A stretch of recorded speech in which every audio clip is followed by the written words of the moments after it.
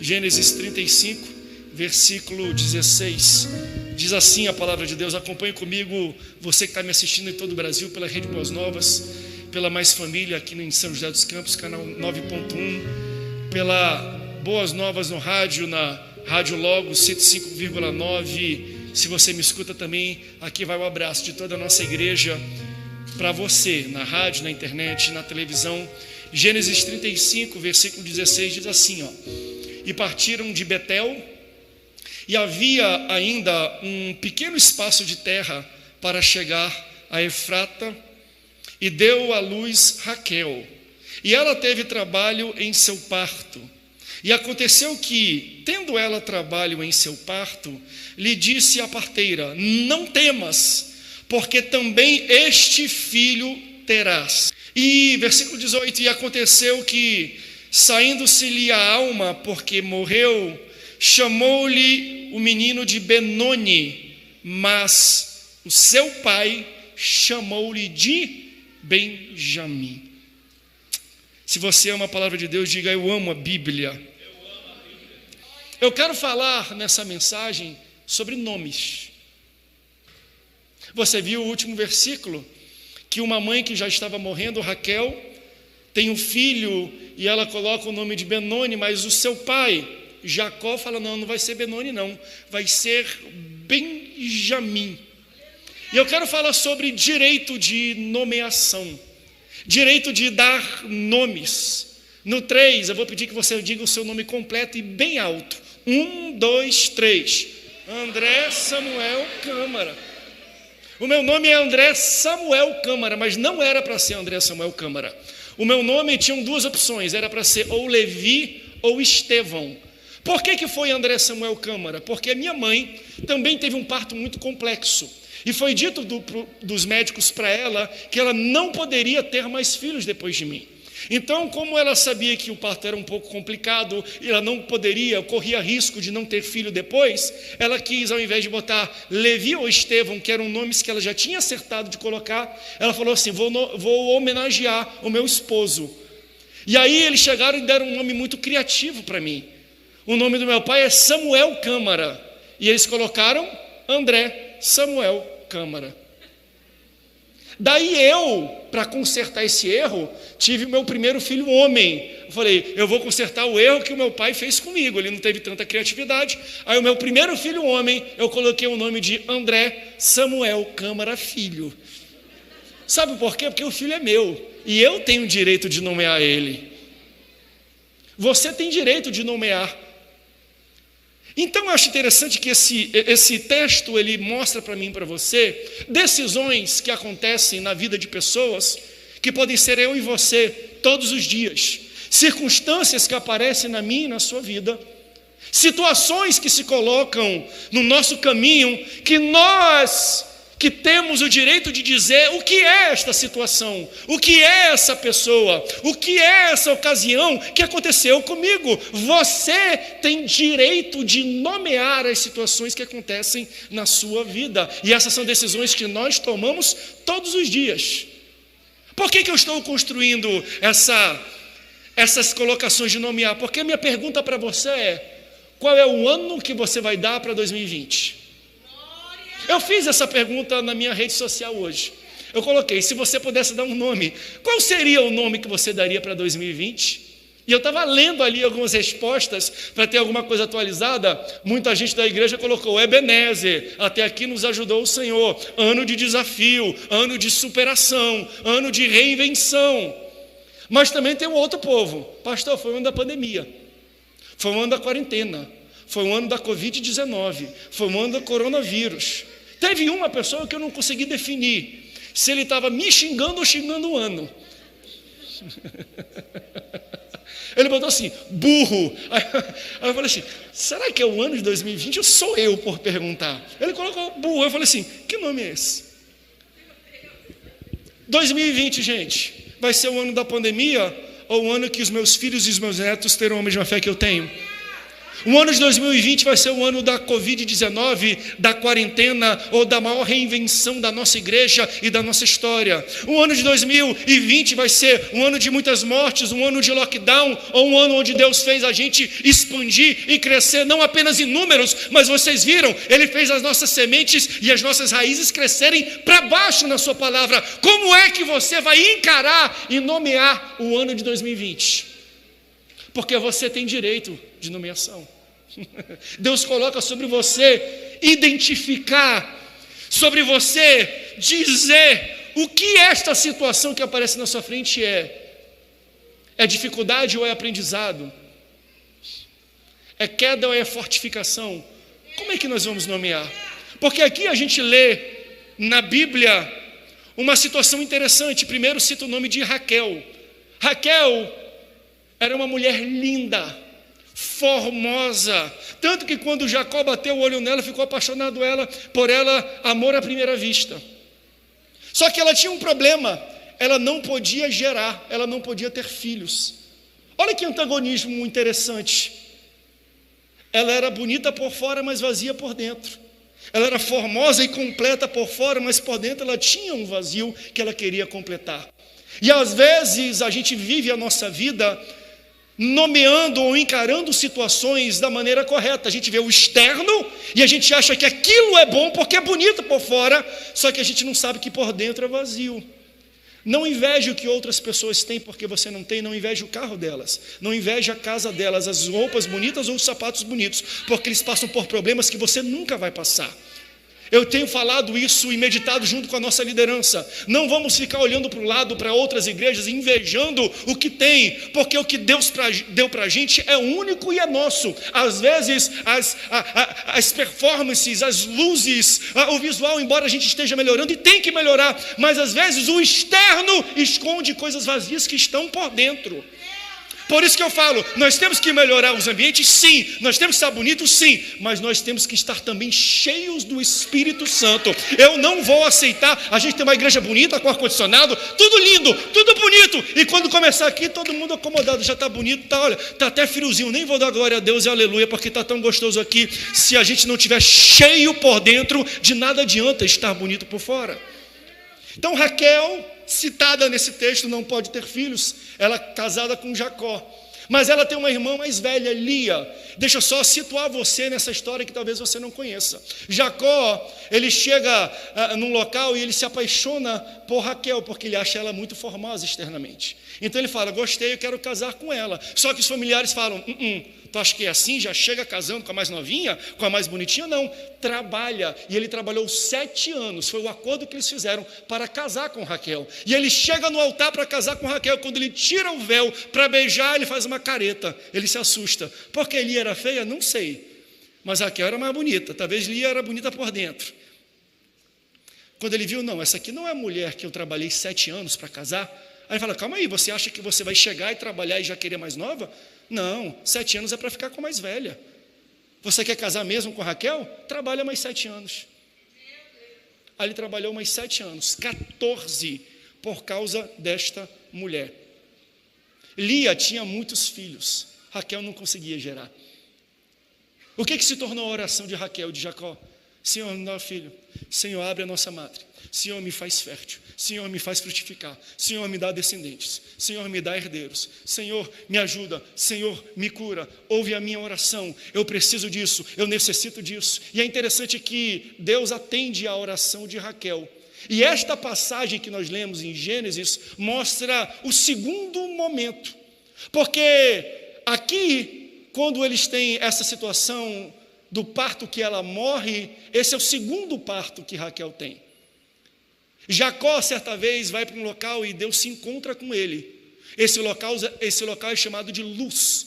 Só que como Deus se encontrou com ele, ele mudou, ele renomeou Luz para Betel, casa de Deus. Por quê? Porque ele teve um encontro com Deus naquele local. E porque ele teve um encontro com Deus naquele local, ele falou, Senhor, se tu me abençoares daqui para frente, eu um dia volto aqui e eu te dou 10 ou 1/10, o primeiro 10º, a primícia de tudo aquilo que tu me deu. Então ele faz uma promessa para Deus, Deus, se você for fiel comigo, eu serei fiel contigo. E Deus abençoa Jacó. Ele cresce, ele enriquece, ele tem filhos. E o texto que nós lemos é a volta de Jacó para Betel. Foi quando ele retorna com a sua esposa e toda a caravana para Betel para construir um altar e agradecer a Deus por todas as bênçãos que Deus havia feito no passado. Exatamente o que nós estamos fazendo aqui hoje. Voltamos aqui para falar: Senhor, muito obrigado pelo ano de 2020. Hoje nós construímos aqui um altar perante Ti e Te entregamos bênçãos e alegria de gratidão por tudo aquilo que Tu fez na nossa vida. Então você percebe que existe um jogo de nomes e de nomeação na vida de Jacó? A primeira vez que ele vai para aquele local, o nome do local era Luz. Aí ele fala: não, eu tive um encontro com Deus, é Betel. Em outra situação, ele estava num campo e ele viu um monte de anjo. A Bíblia não cita o nome do campo, mas ele fala: eu vou dar um nome para isso aqui. Por quê? Porque eu tive uma experiência com Deus, eu vi um campo cheio de anjos, o nome daqui será Manaim. Campo de anjos. Em outra situação ainda, ele vê Deus face a face e ele renomeia o local onde ele está e ele chama de Peniel, que significa face a face com Deus. Você está entendendo o que Jacó está fazendo? Ele está nomeando os lugares e as situações que ele vive, não pela experiência do homem ou externa, mas pelas experiências que ele tem com Deus. Como é que a gente vai transformar a nossa mentalidade e pensar nesse ano? Será que nós vamos nomear 2020 pelas experiências pessoais? Pelo filtro da mídia, da televisão, do rádio, dos conglomerados de comunicação, de uma rede de televisão? Ou nós vamos nomear o que nós estamos vivendo esse ano pelas experiências que nós estamos tendo com Deus, face a face com Deus, um campo de anjo, encontro com Deus, Betel? Como é que nós vamos encarar e nomear? Ele nomeia as situações da vida baseados com as experiências que ele tem com Deus. Aleluia por isso. Aleluia. Aí Jacó vai. Ele faz um altar em Betel. No retorno dele. E nós lemos o retorno. Senhor, muito obrigado porque Tu tem me abençoado, Senhor. E ele volta. E quando ele constrói esse altar, ele dá uma oferta ao Senhor. Ele louva o Senhor naquele local, ele sai com a caravana e com a sua esposa Raquel, que já tinha tido o primeiro filho, José. Na volta, e era muito longa, ela engravida, e ela começa a ter trabalho de parto. Você imagina a caravana, a alegria do povo em falar: Deus é fiel, porque ele teve um encontro com Deus, nomeou, chamou de Betel. Deus o abençoou, Deus abriu a matriz de Raquel, ele teve o primeiro filho. Ele voltou então, Jacó, para agradecer a Deus pela bênção, e porque ele foi fiel com Deus, Deus foi mais fiel ainda com ele. Deus deu mais outro filho para ele. Olha a alegria da caravana que estava com Jacó em falar: Deus é demais, porque você foi fiel com ele, ele está te abençoando de novo. Porque não é assim que a gente pensa. Não é assim que a nossa cabeça ela funciona. Se eu sou fiel a Deus, se eu sou justo com Deus, estou na casa dele, ele tem que me abençoar, ele tem que me ajudar, ele tem que responder a minha oração. A nossa cabeça é assim. E sabe o que Deus faz? Isso. Se a gente é fiel a Deus, se a gente abençoa a casa de Deus, ele é fiel com a gente. Ele abençoa a nossa vida, sim. Porém, e aí que entra um ensinamento que está embutido aqui nessa palavra. Deus responde a oração de Raquel? Responde. Eles têm mais um filho? Tem. Mas você parou para tentar que, às vezes, Deus responde a oração, mas a resposta da oração está atrelada a um preço que a gente nunca pensou que tinha que pagar? Já parou para pensar nisso? Que a gente pede coisas de Deus e Deus dá para a gente, mas a gente nunca imaginaria que essas bênçãos, que essa resposta que Deus dá para a gente, elas também vêm atreladas de lutas, de provas, que a gente nem sabia que a gente teria que passar por elas.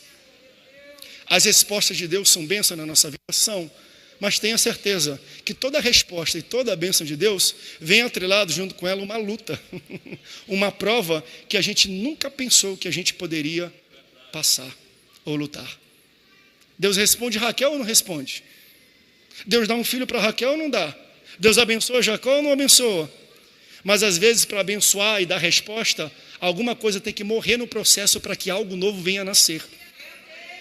Nesse caso, Deus responde à oração que Raquel tanto pediu, respondeu, mas no processo, Raquel teve que morrer. Às vezes, quando eu paro para pensar nisso, e esse foi um ano assim, esse foi um ano de bênção, mas quantas provas vieram com esse ano que a gente nem pensou que a gente teria que enfrentar?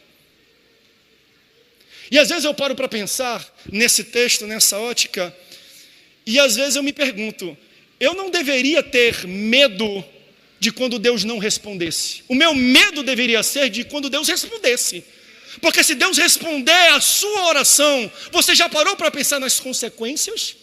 Olha a minha oração, desde que eu cheguei aqui em São José. Senhor, nos abençoa, faz crescer essa igreja. E aí, no meu linguajar, eu sou um pastor jovem, eu tenho 35 anos. Eu falei, Senhor, explode essa igreja. Mas não é explodir de dinamite, não, de crescimento. Um dia, conversando com um primo de segundo grau, chamado Daniel Colenda, um dos maiores evangelistas desse mundo, ele falou, André, a gente tem que ter muito cuidado com as orações que a gente faz para Deus. Por quê? Porque se Ele responde, será que a gente tem estrutura para aguentar? Se tu pede para Ele explodir a igreja, amém. Mas tu sabe qual é a consequência de Deus colocar 2, 3, 4 mil pessoas todo domingo na tua igreja? Os problemas que isso vão gerar? As pessoas que você precisa atender, os pepinos que vão acontecer com essas pessoas que chegam quebradas, arrebentadas, destruídas. Você já imaginou o preço que você vai ter que pagar para Deus fazer algo grande na sua vida? Ele falou isso assim, ó. Ele trabalhou com o maior ganhador de almas da nossa geração, um homem chamado Reinhard Bonnke. Ele fazia cultos evangelísticos e cruzadas para 6, 7 milhões de pessoas ao mesmo tempo. Numa dessas, 1,5 milhão de pessoas aceitaram Jesus numa mesma noite. Sabe o que ele falou? Ele falou, André, Deus usa muito o Reinhard com cura. E ele começou a curar muita gente. Mas no meio disso, chegavam tiranos, assassinos, presidentes de paisecos africanos, com oferta de 1, 2, 3 milhões de dólares em dinheiro. Vai lá na minha casa e ora pelo meu filho, ora pela minha esposa, ora por mim que eu estou doente, querendo comprar o talento e o dom que Deus colocou na sua vida. Como é que é? Eu oro para Deus me usar, beleza, mas que tipo de graça eu preciso de Deus para Ele me dar estrutura para eu poder vivenciar o desafio do chamado que Ele me deu? Prova. Então a gente pede para Deus, Deus nos abençoa, e Deus vai abençoar. Mas entenda que junto com o trigo sempre vem o joio. Lembra naquela parábola que Jesus conta? E fala, mestre, você quer que a gente arranque o joio? Ele falou, não, por quê? Porque eles crescem juntos. Se você arrancar o joio, o trigo sai junto, porque as raízes estão entrelaçadas. Eu orei para Deus, falei, Senhor, tira esse inimigo, arranca, Senhor, essa perseguição. E Deus falou no meu coração, André, se eu tiver que arrancar essa perseguição, eu vou ter que primeiro arrancar a bênção que criou essa oposição. Então entenda que oposições não chegam contra a sua família e a sua vida por acaso. São resultantes de bênçãos que Deus já derramou sobre a sua vida. Por isso que todo trigo vem acompanhado de joio. Você não vê joio crescendo sozinho, só cresce onde tem trigo. Onde tem bênção, existe prova também. E isso foi que Raquel e Jacó tiveram que enfrentar. Ela pede um filho. Deus responde a oração dela, Deus concede o desejo dela, mas no processo ela teve que morrer, enquanto gerava a resposta de oração. Olha que loucura. Ela morreu enquanto ela gerava a resposta de oração. E aí, enquanto ela desfalecia, a Bíblia fala, ela estava morrendo e ela sentia que já chegou o seu final. Estava tirando o bebê e a parteira fala, calma que esse você vai ter. Ou seja, o bebê está com saúde, o bebê vai sair vivo. E ela estava quase morrendo e ela fala, antes de morrer, eu vou dar um nome para esse bebê. O nome desse bebê vai ser Benoni. Bem, filho, Onidor, filho da minha dor.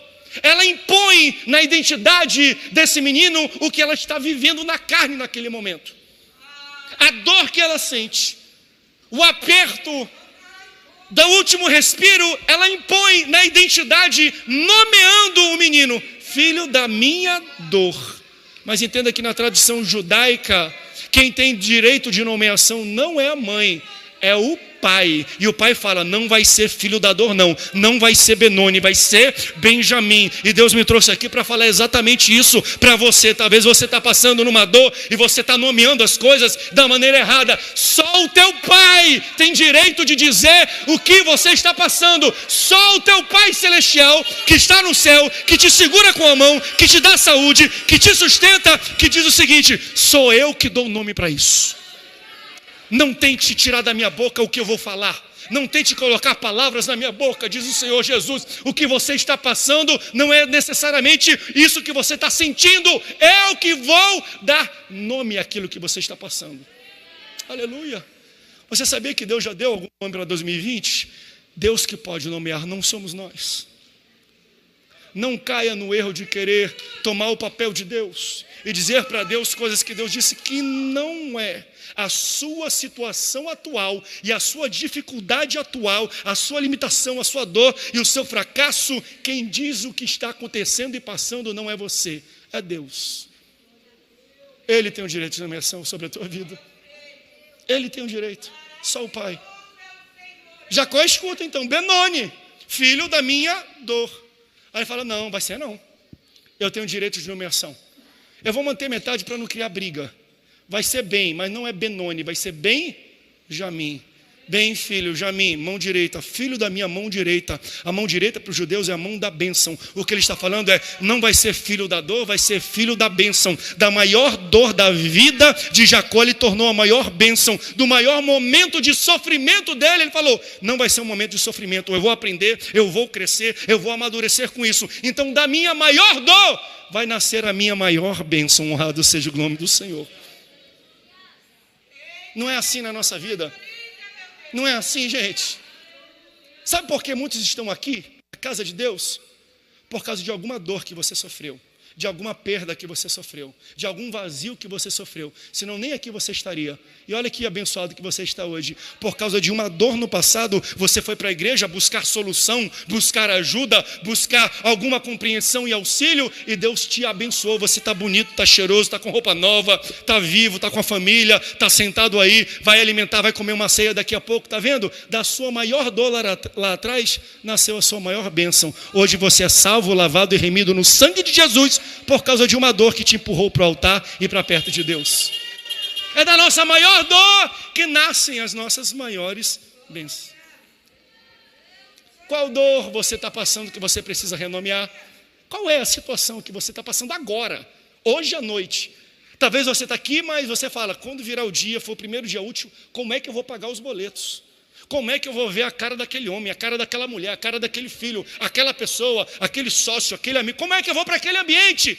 Qual é o nome da dor que você precisa renomear? Não é Benoni, é Benjamim. Não é dor, é bênção. Aprenda a usar a sua mão e a sua boca para profetizar, não apenas no ano de 2021, mas profetiza para trás também. 2020 não é ano de dor, é ano de bênção.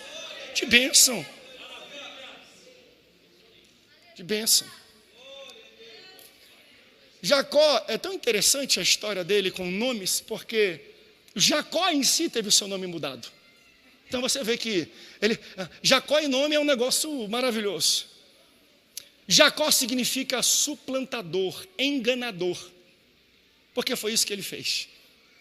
Ele passou a vida inteira dele enganando seu irmão e seu pai, para poder ter a bênção da mão direita do pai sobre a sua cabeça, a bênção da primogenitura, que não era de Jacó, era de Esaú. Então um dia ele vê que o seu irmão chega do campo, ele faz uma comida, ele faz uma troca maluca com o seu irmão, que dá para ele a primogenitura, mas depois ele engana o pai. Ele pega peles de animais, porque ele tinha um corpo liso e o seu irmão era peludo. E ele bota como se fosse, o pai já não via mais, já estava bem velho, toca nele, vê que é tudo peludo e fala, será que é você mesmo, Esaú? Ele fala, sou eu. Ele fala, mas o corpo é de Esaú, mas a voz é de Jacó. Que coisa estranha, mas como ele estava velho, ele abençoa, ele engana o pai dele para receber a bênção da mão direita do pai. Jacó significa enganador. Aí Deus muda o nome dele, de enganador, de Jacó, ele se torna Israel, que significa triunfante. Olha que interessante. Um enganador se torna triunfante por causa do direito de nomeação que Deus tem. Deus fala, tu não é mais Jacó, tu vai ser Israel. Mas Deus, quando se apresenta para as pessoas em Gênesis, no Antigo Testamento, ele fala assim, ó, eu sou o Deus de Abraão, de Isaac e de, por que não Israel? Deus fala que ele é o Deus de Abraão, de Isaac e do enganador. Deus é o Deus do enganador? É. Deus é o Deus do mentiroso? É.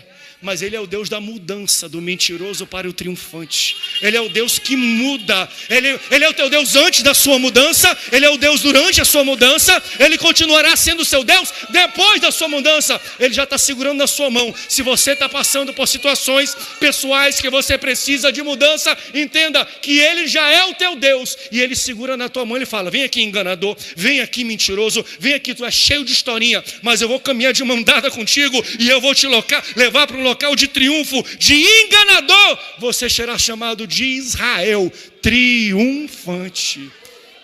Louvado seja o nome do Senhor. Então você percebe que Jacó ele tem experiência com a mão direita, com mudança de nome, porque ele buscou a vida inteira dele, ele enganou a vida inteira dele, pessoas para poder receber a bênção da mão direita. Ele passou investindo a vida inteira dele, correndo atrás a vida inteira dele, para que o seu pai pudesse colocar a mão direita e passar para ele as bênçãos da primogenitura e as bênçãos não apenas financeiras, mas de poder, mas também espirituais sobre a vida dele. E aí quando ele chega nesse ponto que nós lemos, ele tem uma atitude muito diferente do restante da vida dele. Porque Deus já começa a restaurar, ele faz altar a Deus, Deus é fiel a ele, e ele é fiel a Deus em troca, e Deus abençoa a casa dele, dá o primeiro filho, quando dá o segundo filho com uma mulher que ele ama, trabalhou 14 anos por essa mulher, ama mesmo. Está vendo, sogro? Se pedirem a namoro a sua filha jovem, fala, 7 aninhos de trabalho, está tranquilo, te libero ela. Ele passa a vida inteira dele correndo atrás dessa mão, até que chega esse ponto, que ele fala assim, calma aí, eu mendiguei a minha vida inteira, eu menti a minha vida inteira, para receber essa bênção, mas eu também tenho uma mão direita, mas eu também tenho direito de nomeação, eu sou pai, a lei diz que eu posso, sou eu que coloco o nome, então ao invés de ficar buscando bênção dos outros, eu vou usar a minha boca, eu vou usar a minha mão e eu vou abençoar as situações que aparecem na minha frente. Deus está falando para alguma pessoa isso, que você está esperando de longe alguém para mudar a tua situação, alguém para falar algo diferente. Deus está falando, abre a tua boca, usa a tua mão, levanta a tua fé e profetiza, porque aquilo que você disser, assim será. Vai ser. Aí ele falou assim, eu estou ouvindo glória a Deus da minha esposa, lá de dentro do carro. Glória! Eu trabalhei por essa mulher 7 dias. 7 meses na internet. No Orkut, no MSN.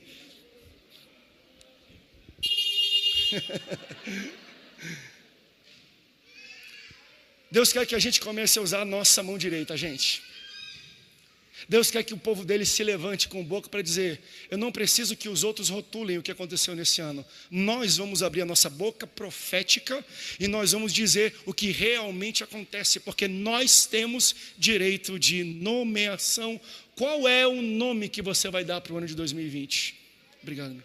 Qual é o nome que você vai dar para o ano de 2020? Qual é o nome? Pense na sua cabeça. Escreva aí no seu smartphone. Qual é o nome? Bota para mim, Nathanael, aquele segundo slide dos nomes. Posso te dar uma dica? Qual foi o nome que a gente deu para janeiro? Acertando o alvo. Jejum 2020. Próximo. Qual o nome que a gente deu para fevereiro? Hábitos. Qual o nome que a gente deu para março? Oração funciona. Abril. Milagres de Jesus. Maio. Contagioso. Junho, eu tenho um chamado. Julho, lar docilar. Agosto, poder do som. Setembro, raízes. Outubro, influenciadores. Novembro, profetizando 2021. Eu posso dar uma dica para você? Qual é o nome que nós vamos dar para o ano de 2020? Meus filhos e os meus netos terão a mesma fé que eu tenho. E sabe o que eu acho bonito disso? É que esse nome, essa nomeação foi dada pela nossa igreja, pelo nosso pastor, não no fim de 2020, no início. Não espere passar pelas situações, porque às vezes elas te contaminam e você muda a sua percepção. Comece a usar a sua fé. Isso fala de fé. E fé é o quê? É o firme fundamento das coisas que se esperam. Eu não preciso viver para nomear, não. Eu não preciso passar pela dificuldade para dizer o que vai acontecer, não. É no início do ano que eu determino e nomeio. Esse será o ano que os meus filhos e que os meus netos terão a mesma fé que eu tenho. Pode dizer que é quarentena, pandemia, corona. Esse é o ano da fé. Não é um ano. Fala a verdade. Foi ou não foi o ano da fé? Vivemos pela fé. Andamos pela fé. Respiramos pela fé. A gente não tem controle nem do nosso próprio pulmão, e a gente está vendo que há algo invisível para tudo, não apenas a saúde de um homem, mas o mundo inteiro. Como é que a gente vive num mundo desse? Pela fé. 2020 foi o ano da fé. Esse é o ano, esse é o nome que nós damos para esse ano. Qual é, pastor? Fé. Ebenezer também, até aqui nos ajudou o Senhor, mas foi pela fé. Ele colocou o papai, mamãe, titio, titia, vovô, vovó, todo mundo dentro de casa. Para quê? Para o filho conviver com o pai, para o pai transmitir a fé que ele tem para o filho. Por isso que meus filhos e meus netos terão a mesma fé que eu tenho. Mas no mundo caótico, corrido, que filho não fica com o pai, não almoça, não janta, não senta, Deus parou tudo, colocou todo mundo junto e agora aprende. Pai, ora de joelho, lê a Bíblia para o teu filho ver e usa o teu exemplo para que ele tenha a mesma fé que você. Por isso, Deus coloca situações hoje na sua vida, na sua frente. Qual nome você vai dar? Porque a passagem de ano, gente, é a mudança de uma página no calendário. Ponto. Se a gente não mudar os hábitos e atitudes, nada vai mudar. Você vai voltar para sua casa, é a mesma casa. Condomínio, talvez um pouquinho mais caro com o reajuste do próximo ano. As contas um pouquinho mais caras por causa do reajuste do próximo ano. Não vai mudar daqui para frente. O que pode ser mudado? O que você vai dizer sobre a situação que você está vivendo. Você vai voltar para a mesma família, para a mesma esposa, para o mesmo marido, para os mesmos filhos, para a mesma empresa, para o mesmo trabalho. Mudou a situação? Não. O que pode mudar? Aquilo que você determina sobre essa situação. Como é que você vai nomear as situações que aparecem na sua frente? Fique de pé. São 11h55. Nós estamos a 5 minutos de um novo ano. E eu quero finalizar esse pensamento para a gente poder orar, levantar e cantar. A palavra de Deus diz em Gênesis, abre para mim Gênesis capítulo 2, versículo 19.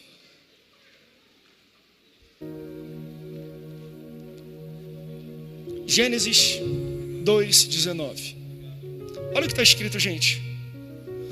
Havendo, pois, o Senhor Deus formado a terra e todo o animal do campo e toda a ave do céu, os trouxe a Adão para este ver como lhes chamaria.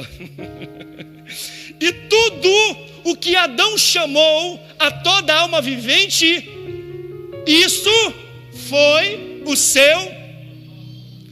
Olha o que está acontecendo aqui. Deus está criando os animais, os seres viventes. E depois dele criar, ele faz assim, ó. Ele leva para frente de Adão e fala assim: Adão, dá nome. Conforme você nomear, assim será. Será que tudo que a gente passa na vida é Deus apresentando situações, pessoas, às vezes complicadas, e Ele coloca na nossa frente, Ele dá um passo para trás, Ele cruza os braços e Ele vai falar assim, ó, tá aqui, ó, qual nome vocês vão dar para isso? Porque o nome que vocês derem, assim será. Será que Deus está apresentando para a nossa igreja o ano de 2020, esperando ouvir o que vai sair da nossa boca? Como é que nós vamos nomear esse ano? Porque aquilo que você nomear, assim será o seu nome. Qual é o nome? Eu vim aqui para dizer para você que você tem direito de nomeação. Você tem direito de nomeação. Porque todo aquele que invocar o nome do Senhor será salvo. Como, pois, invocarão aquele em quem não creem? E como crerão naqueles de que não ouviram? E como ouvirão, senão a quem pregue? E como pregarão, se não forem enviados? Como está escrito: quão formosos os pés dos que anunciam o evangelho de paz, dos que trazem alegres novas de boas coisas. Mas nem todos têm obedecido ao evangelho, pois Isaías diz: Senhor, quem creu na nossa pregação?